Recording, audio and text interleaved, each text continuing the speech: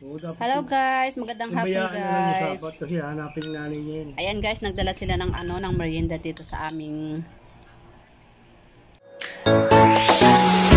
Welcome to my channel, Mix Vlogs, Mommy Parley Vlogs.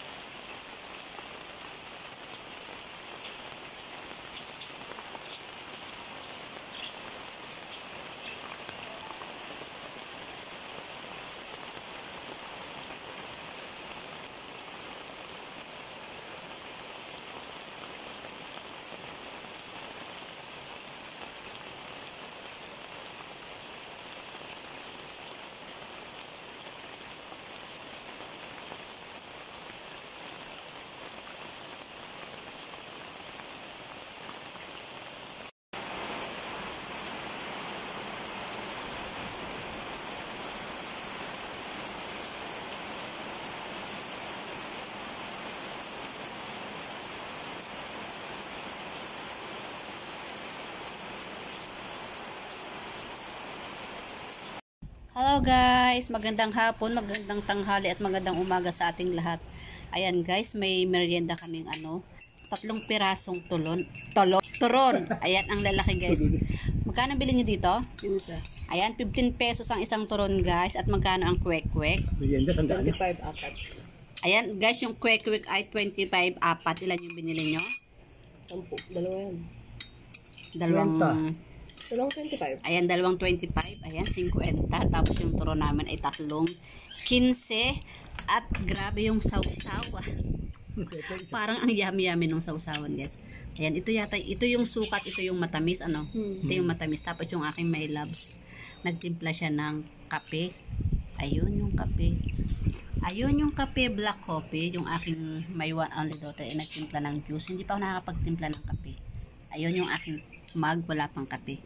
Kasi kain na sila at gutom na sila. Kaya ayan. Pero ang sarap, parang ang sarap ng turon. Baka isa lang, happy tayo sa isa. Ay guys, parang ang sarap ng turon. Oh, ang lutong. Paparinig ko sa inyo guys ha. Sarap. Ang sarap ng turon. Tapos ano, nagbibilang sila ng kwek-kwek. Masarap yung turon. Apat na ba? Guys, ang ganda ng saging ng turon, hindi siya malabsak at hindi siya hilaw na na prito. Kasi may mga saging na na yung anong tawag doon, parang pag kinagat mo may asim-asim pa. Hilaw. Oo, ayoko ng ganun, yun, nakaka-acid. Ay, ang sarap ng turon mga lalabs. Isa pa. Hindi na may karilyo. Sarap. Buti namin nakita ako no? Ang sarap guys. Kahit pala ako naman na kanina Gusto mo ko Nananawa na kami sa tinapay guys. Sabi ko magdala sila ng ibang mamemerienda. Ayan, buti nila nagdala sila ng turon at ng kwek-kwek. Ayan guys, wait lang, kakain muna si Hosan. Mukhang uubusan na nila ako ng kwek-kwek. Ayan, sabi ng aking may love, sa atin na daw kami sa isa. Sabi ko, ano ka, mauubos ko yung isa. Ayan, nakakalahati na si Hus. Oh. Ang sarap. Tapos black na coffee. Sarap.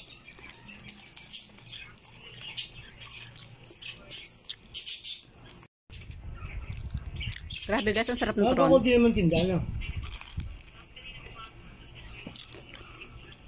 Ang tingnan, pero masarap. Nakita ko doon yung nagtitinda, 2 matanda. Oo.